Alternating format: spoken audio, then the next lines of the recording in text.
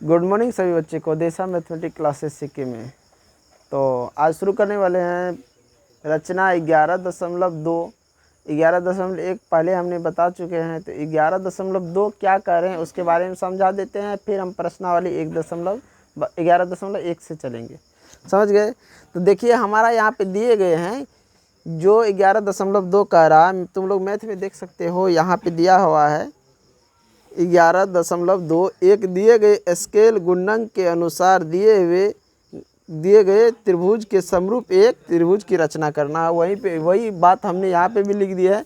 एक दिए गए स्केल गुणन के अनुसार दिए गए त्रिभुज के समरूप एक त्रिभुज की रचना कीजिए या खींचना सीखें। समझ में आया? तो इसमें क्या होता है ना, कोई त्रिभुज दे देगा, मान के चलो कि ये हमारा एक त्रिभुज है, ये हमारा क्या है, एक त्रिभुज है। इस त्रिभुज की या तो मान कीजिए तीनों भुजा दे देगा, कहेगा इसका समरूप दूसरा त्रिभुज खींचने के लिए, या फिर मान लो तीनों कोण दे देगा, कहेगा इसके समरूप त्रिभुज खींचने के लिए, या फिर मान के चलो कि इसमें कुछ भी नहीं दिया रहेगा, या फिर अभी हमने बताया कि मान के चलो भुजा दे दिया या फिर कोण दे दिया, या फिर इस त्रिभुज में कुछ भी नहीं दिया, नहीं कोण दिया है नहीं भुजा दिया, फिर भी इसके समरूप त्रिभुज दूसरा खींचना है। या फिर मान के चलो एक भुजा दिया हुआ है, उसको गुना में दिया हुआ है, जैसे मान लो 4 गुनी 5 गुनी या 2/3 गुनी या 3/4 गुनी, इस प्रकार से दिया रहे, तब भी कहेगा तुमको क्या कि उसके समरूप दूसरा त्रिभुज खींचने के लिए। समझ गए? तो किस प्रकार हम खींचेंगे, तो यही सब हम आज सीखेंगे। तो यहाँ से हम प्रश्न शुरू करते हैं, और ये सवाल जो आ रहा है हमारा आगे चलकर, ये जो इस रचना 11.2 कह रहा है उसको भी हम देखेंगे। समझ गए? तो इसका कहने का मतलब ये है कि कोई त्रिभुज है उसके समरूप त्रिभुज खींचना है, बस यही इसका कहने का मतलब है इसके। यानी कि वो त्रिभुज जो खींचेगा तो उसके कुछ भुजे दिए होंगे या कुछ नहीं दिए होंगे, या फिर कुछ कोण दिए होंगे या वो भी नहीं दिया होगा, या कुछ भुजा है जिसको गुना के रूप में दिया हुआ है, 1 गुनी 2 गुनी 4 गुनी इस रूप में, तो उसके जैसे क्या करना है, हमको समरूप त्रिभुज खींचना है। समझ में आया? बस यही बात ये कह रहा है 11.2। तो चलिए हम सवाल ले लेते हैं डायरेक्ट और वहाँ से बनाते हैं, और ये भी जो हमारा ये कह रहा है रचना वो भी आगे चलकर हम सॉल्व कर देंगे, क्योंकि सवाल में ही दिया हुआ ऐसा, तो हम वहीं से ले लेंगे, तो हमारा जो सवाल भी बन जाएगा और ये भी समझ में आ जाएगा। तो चलिए शुरू करते हैं। देखिए मैथ उल्टाइए और फटाफट देखिए क्या लिखा हुआ है यहाँ पे। प्रश्नावली 12.1 11.1 सॉरी बच्चे, 11.1 में प्रश्नावली 11.1 यहाँ पे देखो क्वेश्चन नंबर 1 समझ गया। 7.6 सेंटीमीटर लंबा एक रेखा खंड खींचिए, एक रेखा खंड खींचिए और इसे 5:8 अनुपात में विभाजित कीजिए। दोनों भागों को मापिए।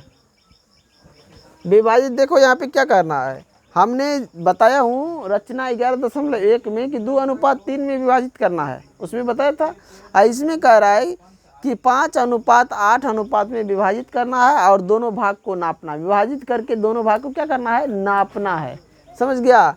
तो चलिए इसके लिए सबसे पहले एक रेखाखंड ले लो, एक रेखाखंड ले लो, जो भी नाम देना है दे दो। हम दे देते हैं AB, इस रेखाखंड का नाम AB दे दिए। अब क्या करते हैं, इस रेखाखंड में नीचे की तरफ एक न्यून कोण बनाते हैं। नीचे की तरफ जैसे रचना 11.1 में बनाया था उसी प्रकार नीचे की तरफ एक किरण लेते हैं, और इसका ये कोण जो बनता है, ये कोण हम न्यून कोण बनाते हैं। पहले न्यून कोण बना लेंगे, एक किरण ले लेंगे। न्यून कोण कहने का मतलब यहाँ हुआ कि तुम 0 से लेकर और 90 डिग्री के बीच में कोण जो बनेगा वही न्यून कोण होगा। चाहे 75 का बनाओ, 60 का बनाओ, 45 का बनाओ, 30 का बनाओ, जितना डिग्री तुम्हें बनाना है बनाओ, सब न्यून कोण होगा। समझ में आया? तो यहाँ पे शुरू करो और इस किरण का नाम दे दो, जो नीचे की तरह एक लाइन खींचा गया, रेखा खींचा गया है कोण बनाने के लिए, उसका नाम दे देते A और X। अब क्या करना है, देखो यहाँ 5:8 में बोला है ना, तो 5 और 8 को जोड़ दो, 5 और 8 को जोड़ो कितना होता है, इसको जोड़ने पर ये 13 हो जाएगा, जोड़ने पर कितना हो जाएगा 13। तो इस रेखा को, ये किरण जो है AX, इसको 8 भाग, क्या कहते हैं 13 भाग में विभाजित कर दो चाप से, या इसको इतना नाप के इतना छोटा छोटा टुकड़ा में विभाजित करना कि 13 भाग में ये विभाजित हो जाए। आए समझ में, ये 13 भाग में विभाजित हो जाए। तो चलिए इसको विभाजित करते हैं। हम एक अंदाज़ा कर रहे हैं, तुम लोग अपना नाप के विभाजित करना। जितना बड़ा चाप लेगा इसको पहला विभाजित करने के लिए, उतने बड़ा से सबको विभाजित कर देना। तो मान के चलो हम एक चाप लेते हैं इतना बड़ा, तो ये हो गया A1, ये हो गया A2, और ये हो गया A3, और ये हो गया A4, और ये हो गया A5, ये हो गया A6, ये हो गया A7, और ये हो गया A8, ये है A9, और ये है A10, और ये विभाजित हुआ A11, और ये विभाजित हुआ A12, और ये विभाजित हुआ A13। 13 भाग में हमने क्या किया, इसको बांट दिए, A1 A2 करके 13 तक हमने लिख दिए। ये 13 भाग में विभाजित हो गया। अब यहाँ पे देखो ध्यान से क्या कह रहा है, यहाँ पे तो हमने दोनों को जोड़ के 13 भाग में विभाजित कर दिया। अब क्या करो, B को A13 से मिला दो, B को क्या करो A13 से मिला दो, जल्दी करो। B को A13 से मिला दो, ये जो हमारा B है इसको A13 से मिला दिए, A13 से हमने क्या मिला दिए। जल्दी देखो, B को A13 से हमने मिला दिए, B को A13 से हमने मिला दिए। देखो जल्दी मिलाओ, तेजी से तुम लोग भी मिलाओ, जल्दी फटाफट। B को A13 से मिलाओ, तेजी से मिलाओ। अब देखो यहाँ पे जो कोण बन रहा है, यहाँ पे कोण एक बनाओ, ये कोण, इस कोण का नाप ले लो।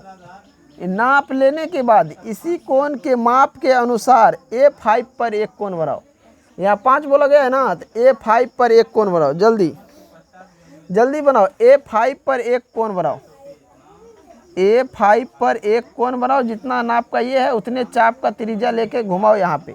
अब नापेगा कैसे, तो लाओ बता देते हैं कैसे नापना है। चाप लाओ जल्दी, स्पीड में बता देते हैं। यहाँ पे देखो, तुम लोग जब ये कोण बनाएगा ना, ये यहाँ ध्यान रखना कि ये जो कोण यहाँ से मान के चाप लिया, ऐसे घुमाया है कि नहीं, तो इसको भी यहाँ पे पहले घुमा लेना। ऐसे A5 पे रखना बिंदु पे, और ऐसे घुमा लेना, ऐसे घुमा लेना। तो ये घुमाएगा तो इस प्रकार ये घूमेगा, घूम गया। अब क्या करना है, ये देखो यहाँ से इसको नाप लेना, ये इतना है कि नहीं, देखो इतना है, इसको भी यहाँ से इतना पे काट देना। ये हमारा यहाँ पे कट गया, इस कटान बिंदु को मिला देना। मिला दिए, इसका नाम दे देना, कोई B है तो C मान के चलो दे दिए। आया समझ में। इस प्रकार क्या करना है, जितना चाप से यहाँ हमने कोण को घुमाया हूँ, जितना चाप से, ये हमको नहीं देखना, ये पहले हम मिला दिए।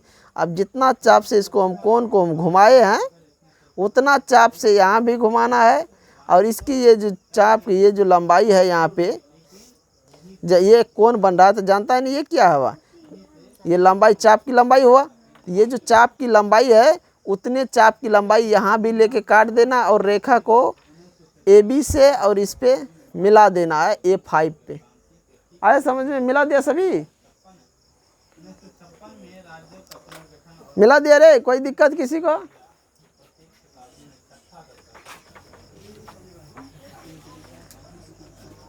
बना लिया ना सभी। अब देखो यहाँ पे क्या है, कह रहा है 5:8। देखो यहाँ पे 1 2 3 4 5, ये इधर जो है 5 भाग में बट गया। इधर गिनती करोगे तो 1 2 3 4 5 6 7 8, इधर 8 भाग में।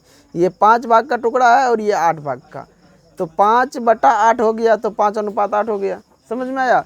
चलिए जैसे जैसे इसमें हम रचना किए हैं उस प्रकार से यहाँ उसका उल्लेख करेंगे। किस प्रकार ये रचना हम बनाए हैं वो सभी के क्या करेंगे, उल्लेख करेंगे। रचना का ये लिख सकते हैं, रचना का उल्लेख लिख सकते हैं, नहीं भी लिख सकते हैं, लिख लो रचना का उल्लेख,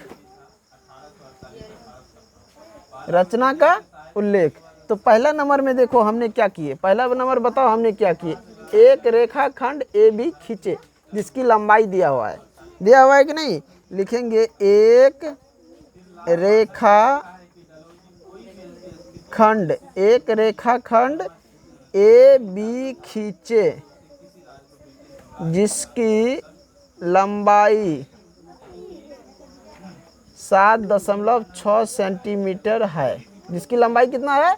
7.6 सेंटीमीटर। दूसरा बात हमने क्या किए? एक न्यून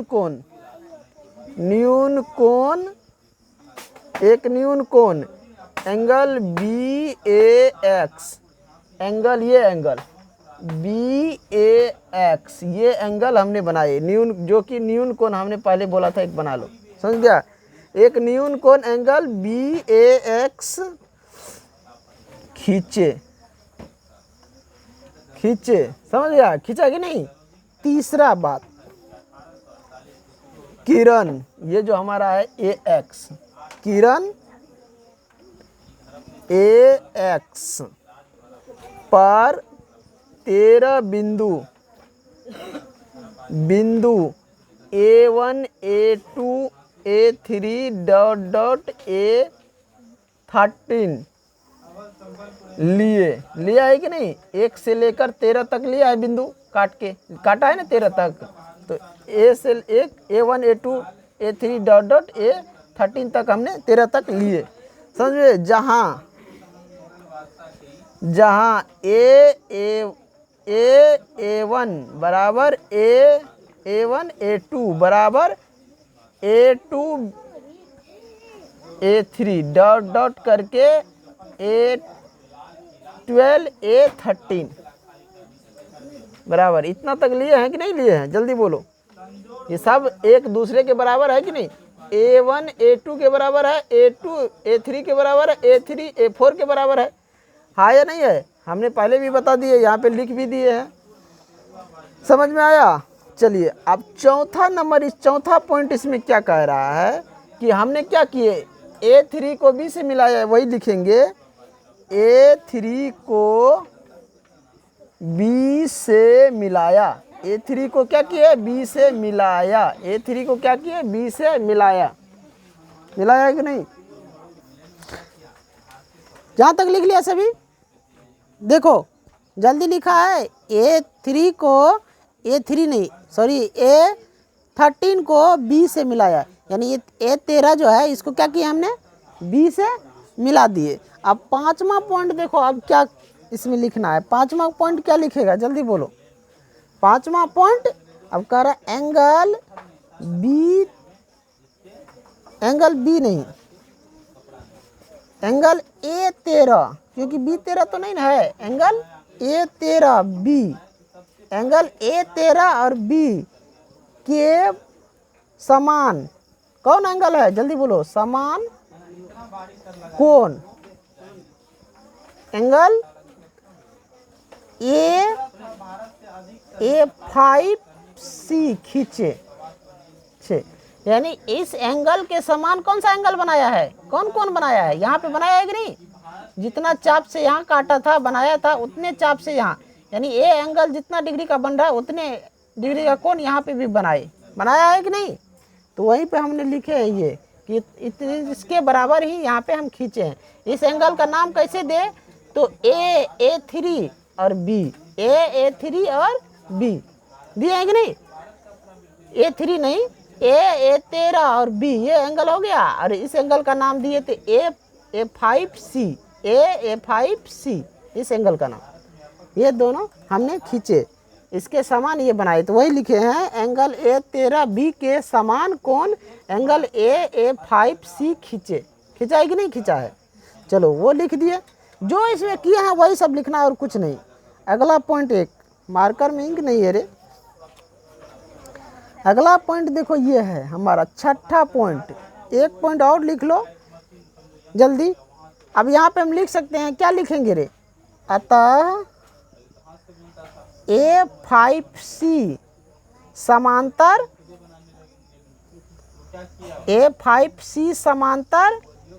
A13B, यहाँ पे लिख सकते हैं संगत कोण के प्रतिलोम, से, संगत कोण के प्रतिलोम से। अब तुम लोग ये बताओ, हमने कल ही बताया था कि ये और ये किस प्रकार समांतर होगा, बताया था कि नहीं? संगत कोण के प्रतिलोम से हम बताए थे कि नहीं? इस त्रिभुज यहाँ तक लिख लिया है। 6ठा नंबर पॉइंट जो हमने लिखा है, अतः A5C समांतर A13B संगत कोण के प्रतिलोम से ये और ये समांतर दिखाए। अब इस कुछ ही पॉइंट बचा है इसके बारे में लिखने के लिए, तो हम लिख देते हैं। थोड़ा सा मिटाते हैं सवाल को यहाँ पे, तो बन जाएगा। सवाले को मिटा देते हैं थोड़ा सा, देखो। अब तुम ये कह सकता है ना, A5 बटा में A5 A13, यानी कि A5 बटा में हो गया तुमको A5 A13, यानी इसके बराबर ये, यहाँ से लेकर ये हम रेखा यहाँ से ये लेते हैं, तो इसके बटा में हो जाएगा ये रेखा, हो जाएगा कि नहीं? अब जब इस रेखा की किरण की बात की है, तो इसमें ये लिए तो ये हो गया, तो इसमें बात करें तो ये इसके बराबर ये, तो यानी कि इसके बराबर ये लिए, इसमें ये लिए तो इसमें ये हो जाएगा। इसके संगत अनुपात ये है ना, इसको ले लेते हैं AC। अब बट्टा में जब यहाँ से ये लिए हैं तो इसके लिए ये ले लेते हैं, इसको CB लिखो या BC लिखो, BC बराबर। अब यहाँ से यहाँ कितने भाग में बटा है? 5, तो AC कितना भाग में बटा है भाई? 5। अब बट्टे ये भाग कितना है, यहाँ से यहाँ बटा हुआ 8, और ये देखो तो यहाँ से यहाँ, तो ये भी हो जाएगा, BC भी हो जाएगा 8, तो ये हो गया ना 5:8, हुआ कि नहीं हुआ? समझ गया? तो हम लिख सकते हैं यहाँ पे, या ऐसे भी लिख सकते हैं AC अनुपात BC बराबर 5:8। चाहे ऊपर में जैसे लिखा वैसे भी लिख सकता है, यहाँ ऐसे भी लिख सकता है। समझ गया? यहाँ पे कोष्ट में लिख दो किसके कारण ऐसा हुआ है, तो थेल्स प्रमेय, थेल्स प्रमेय से, थेल्स प्रमेय से लिख दिया है, थेल्स प्रमेय से। समझ गया? यहाँ भाषा लिख दो, लिखो, इसलिए कह सकते हैं, क्या कह सकते हैं रे? सी रेखा खंड, ये भी तो एक रेखा खंड है ना, सी जो है ये क्या है, एक रेखा खंड है कि नहीं? तो सी रेखा खंड AB को कितने भाग में? 5:8 भाग में विभाजित करता है। ये सी रेखा खंड जो है क्या करता है रे? AB को 5:8 भाग में क्या करता है? विभाजित करता है। और सवाल में भी तो वही कह रहा था ना, 5:8 में विभाजित करना। और फिर कह रहा है मापने के लिए, तब इसको और इसको मापो कि ये जो है 8 हो रहा है या नहीं हो रहा है, यानी कि ये जो अनुपात दिया है ना उसके अनुसार ये माप आ रहा है या नहीं आ रहा है। इसको नाप के देखो, जल्दी जल्दी देखो। हम 5/8 तो नाप के इसको देखो कि ये नाप जो है हमारा आ रहा है नहीं आ रहा है। जल्दी देखो, नापने के लिए कह रहा है। तो सभी बना लिया, कोई दिक्कत नहीं किसी को। इसी के साथ मैं इस वीडियो को एंड करता हूँ, और अगले भी क्वेश्चन जो है हमारा लंबा है, इसीलिए इसको एंड करता हूँ। अगले क्वेश्चन अगले वीडियो में होगा। किसी को कोई दिक्कत तो कमेंट बॉक्स में ज़रूर लिखें। अगर जो भी बच्चे इस चैनल पर नए हो, चैनल को सब्सक्राइब और लाइक ज़रूर करें।